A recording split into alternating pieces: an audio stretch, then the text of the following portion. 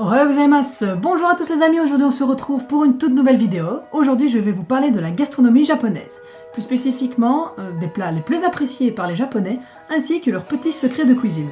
Tenez-vous, je vous conseille d'aller vous chercher à manger avant de regarder cette vidéo parce que je vous garantis qu'elle va vous donner la dalle. Ikimashou!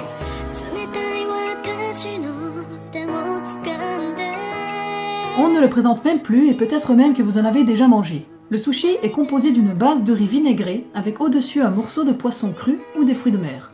Il y a évidemment des tonnes de combinaisons différentes selon les plaisirs, les deux plus répandus étant le maki sushi, une couche de riz, de poisson et de légumes enveloppés dans un rouleau de feuilles d'algues, et le nigiri sushi, une petite boule de riz surmontée d'une tranche de poisson cru ou cuit que l'on peut remplacer par des crevettes, du crabe, des légumes et bien d'autres choses. Voyez-vous cette infinité de goûts en une seule petite boule de riz? J'en ai déjà mangé et je peux vous dire que c'est assez bon. Bien que je n'aime pas le poisson, le fait que le riz soit vinaigré, il absorbe le goût de poisson, ce qui fait que je ne le goûte même pas. Et franchement, ne vous inquiétez pas, pour ceux qui sont comme moi et qui n'aiment pas le poisson, vous ne serez pas déçus, vous pouvez désormais manger du sushi en toute tranquillité.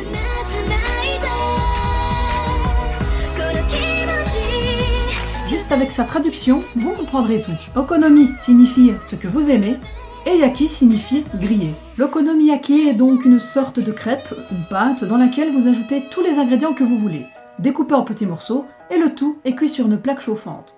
La pâte est composée de farine de blé et de dashi, un bouillon de poisson, auquel on ajoute du chou blanc. Vous pourriez facilement reproduire ça chez vous, avec de la technique et beaucoup de patience surtout.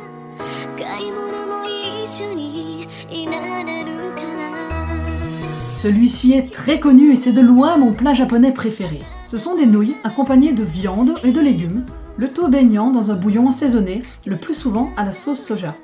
Mais pour l'anecdote, sachez qu'à la base, les ramen viennent de Chine. Les japonais y ont ajouté leur petite touche, donnant ainsi donc un plat plus typiquement japonais. Tout simplement.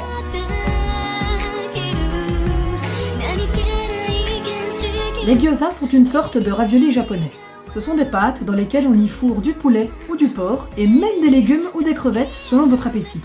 C'est assez minutieux à préparer chez soi, mais le régal gustatif à la toute fin vous comblera. Les gyoza ont eux aussi été importés de Chine.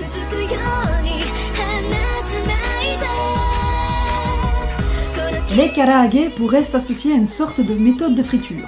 En effet, ce sont des morceaux de viande marinés dans de la sauce soja, de l'ail et du gingembre.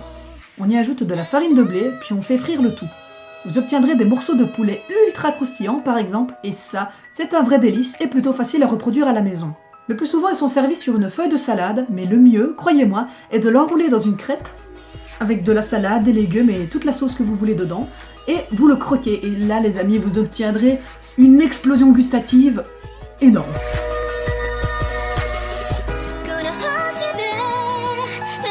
Le nigiri est tout simplement une boule de riz enveloppée dans une feuille d'algue nori, une sorte d'algue rouge comestible.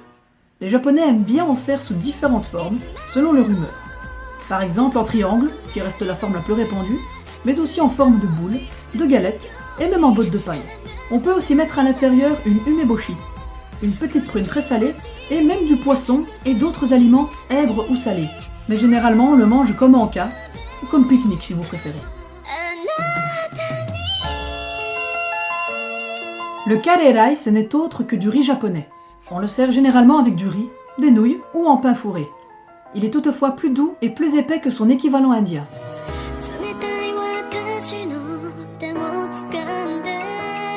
L'omurice est une contraction des mots omelette et riz en anglais. C'est donc une omelette de riz. Le riz est frit et généralement accompagné de ketchup.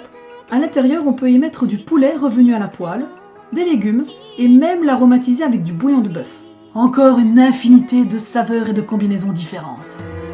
Et voilà les amis, c'est la fin de cette petite vidéo sur la gastronomie japonaise, j'espère qu'elle vous aura plu.